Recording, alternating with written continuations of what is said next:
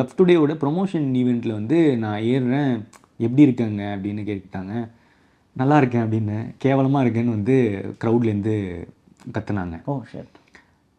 And that videos there internet and all things. Yeah கேவலமாக இருக்கேன்னு சொல்லும் போது எனக்கு ரொம்ப இது இல்லை, ஏன்னா எனக்கு கொஞ்சம் பழக்கப்பட்ட ஒரு விஷயம் தான் இது. சின்ன வயசுலேருந்து கேட்டுட்டு தான் இருக்கேன். ஆனால் எக்ஸாக்டாக இப்போ உங்கள் கொஸ்டின் மட்டும் என்ன சார்? எங்கேயோ டிவியேட் ஆகிட்டு போயிட்டு. நோ, செல்ஃப் அக்செப்டன்ஸில் ஆரம்பித்தோம்.